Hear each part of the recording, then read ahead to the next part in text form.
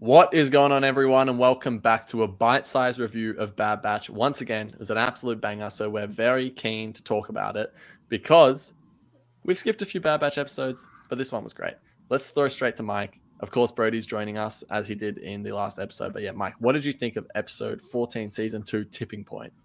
Excited to be sitting here with officially Star Wars, by the way, just because his Bad Batch takes I really appreciate. But this latest episode, I thought it was good. Isn't this the penultimate episode of this season? Yep. Yeah. Technically, there's a double episode next week, but it's the first episode before. Isn't that finale like Far Across the Galaxy? Two episodes. I'd still say this is the penultimate episode before the finale event. I don't even know what that means. Sure. Okay, there's separate titles, but I'm sure. Sure. 15 is called The Summit. 16 is called Plan 99. It's not part 1 and 2. Okay, so anyways, the penultimate to the penultimate episode, I think, has been absolutely this episode started off with literally quite the bang. I immediately seen our old friend, what's his name? I was gonna say Waxer, but it's not Waxer. It's Hauser. As soon as we seen the haircut, I was like, oh man, what were we doing all this time, Bad Batch? I was like, I wanted to get to Hauser. That was one of the best things of season 1, and I'm like, man, we really had to chew through lots and lots of stuff before we got here. But we got here, and we finally see Hauser, and we see Echo back, which didn't even feel like it's been all that long since we've seen him.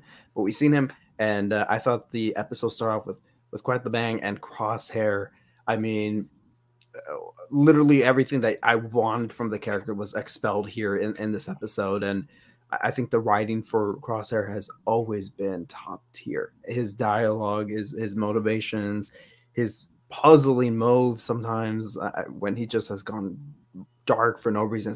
And we learned in the aftermath and the premiere, it's just because who he is. That was scary.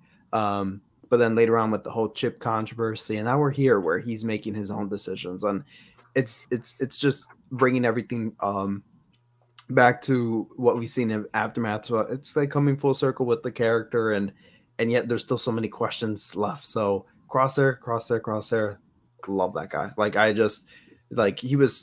I've just been on such a roller coaster with him. And if we just go back to every episode this season with Crosshair, it's literally like a 8.5 and up in my book. So yeah. How about you, Brodie? What was your overall experience with this episode and thoughts? Yeah, no, I agree about Crosshair. Dude, he's been perfect. And I mean, not even talking animation or anything specific, like Crosshair has been written as a top tier Star Wars character, like from start to finish. Or I guess it's not over yet, but I love where his character's gone.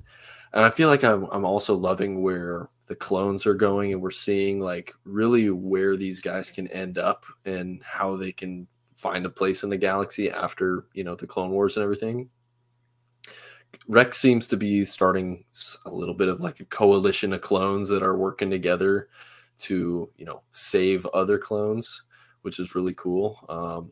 Yeah, I like seeing Hauser. He's the Cristiano Ronaldo of clones.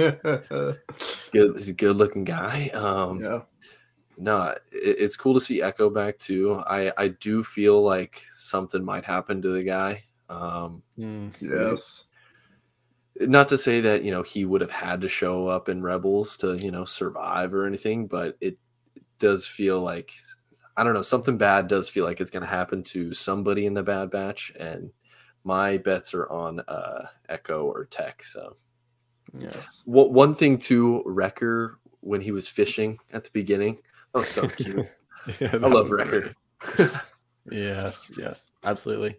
Yeah, I'm with both of you. I really, really love this episode. Bad Batch has just been so sweet these last 4 weeks. I know there has certainly been bumps this season, but I feel like the show is truly starting to find its footing in terms of season 2, which I'm really appreciating, because Star Wars animation, when it's good, it's freaking amazing. Like it can reach some highs that the live action shows haven't even come close to yet, in my opinion.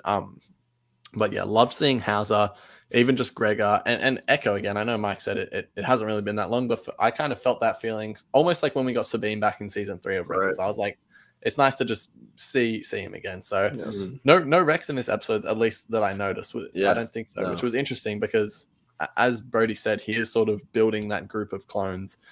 So it's weird that he wouldn't be a part of it. But I wish the show kind of followed the format that this episode did always, where we got what's going on with the clones, we got what's going on with the Bad Batch and Crosshair all in the same episode. We don't have to check in with every character every episode, but it was just refreshing to see, okay, this is what's going on with all of them and how it's all sort of tying into the overall plot of the show, which I think is really cool. I'm curious to see what's going on with Sid right now, because if at the end of the day where we've had all this junk with Sid and then Old Ledger just being, oh, we're not really feeling Sid anymore, and then she just leaves, that would be weird. I have a feeling she's going to rat them out, and that's going to play a big part in the finale, because also AZ3 is still bartending at her bar, so we got to go get a rescue mission going for AZ. Good to see Chuchi again. Love that the clone group has its form. What's the word? It's like the formation of it is on Coruscant, which is cool to see, because that's obviously where all the action is. Crosshair wanting to protect Omega was so sweet. I truly think that the outpost was the line in the sand for Crosshair. I genuinely think he's changed.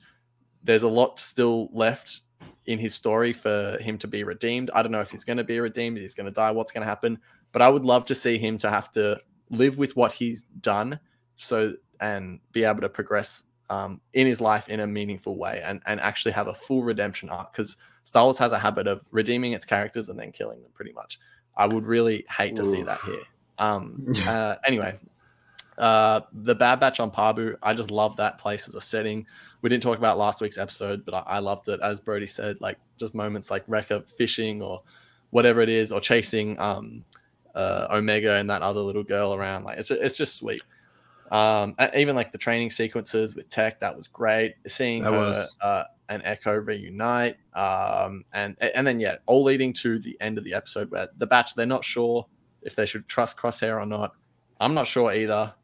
Joking, of course I'm sure they definitely should. But yeah, it's all leading to the big finale. I think it's called the Summit, the next episode, which is interesting because Tarkin actually says, "Let's meet at the Summit" or something like that. So we'll see what happens. I'm so keen for it.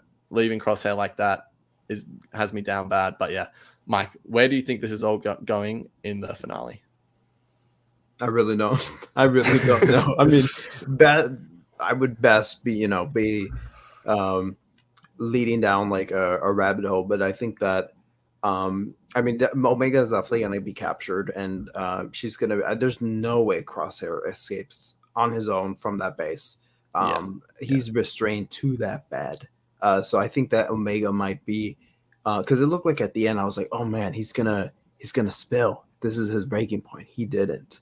He didn't reveal where they were, so or how to find them. And I really think they're gonna capture Omega. I really hope it doesn't, like it's last season. It was like Hunter getting kidnapped and whatever, arrested and whatever. And now I feel like it might be Omega, but I feel like we're going to face some tragedy this season. I think Echo will bite the dust.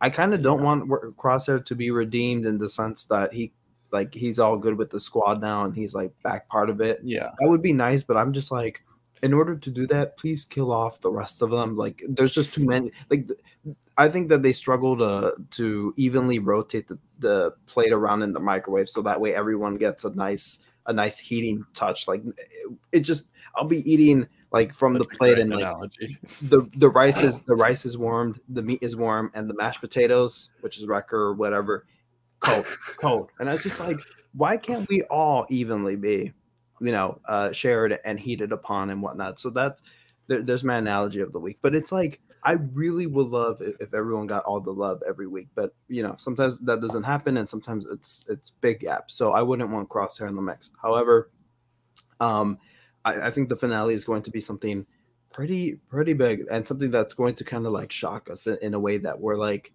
oh man, I did not see that coming. Especially when we were in that tech episode or lost in that temple episode. And now we're getting hit with this. This is crazy. Like this is like going from Chopper trying to find a new leg to the stuff that happens in Twilight of the Apprentice. game changer. So, and now that we see Tarkin's involved, and when Tarkin's involved, good news. It's never a choice. Stuff goes down. Brodie, what about you? What are you thinking for this finale? I'm not too sure. Like I said, I do feel like we're gonna see something heavy, some sort of tragedy. Somebody's gonna kick the bucket. There's your title, by the way, for the video: Wrecker's Mashed Potatoes. No, I do like the direction that we're going with Crosshair, and I do agree with Mike. I think it wouldn't be right for him to just kind of join. Yeah, that's not what I'm saying at all. I just don't want him to. I want him to have to live with what he did. I do too. And be redeemed in the sense that he can live his life in a meaningful way. Because Star Wars will always redeem its characters and then just kill them. They kill them. Yeah, I agree with that, because you with Crosshair especially, we've seen so much of that journey of him like fighting, what's going on in his head and stuff, and it would feel like kind of like a waste for him to just die, after helping the batch do something or save them one more time, then he dies. I think it would be more meaningful if like another character sacrificed themselves for Crosshair. I think that would be great. But yeah, we're really sorry. Continue, Brodie. No, I was just gonna say one thing too. You touched on, Mike. We've had a lot to chew on through this season to get to the good parts. As I'm thinking back, on what's been good throughout the season, it really, I do agree with that. And there's these episodes that have honestly been some of the best episodes of Star Wars in general. Honestly, the Outpost was 10 out of 10. Star Wars, yeah. But it does feel like we've been on this journey, and some of this stuff, like what's with the Wookiees and Gungi and or I feel like they were going on an adventure story in one aspect, and there's this deep rooted story with the clones, and I like that aspect, and I hope that the last two episodes are just full of that, because I feel like we've gotten past the filler, the stuff to chew on. We're getting the meat now. There's a lot going in, and we're going in blind next week, but that is our bite-sized review. Hope you all enjoy. Thanks for watching. See you all next week.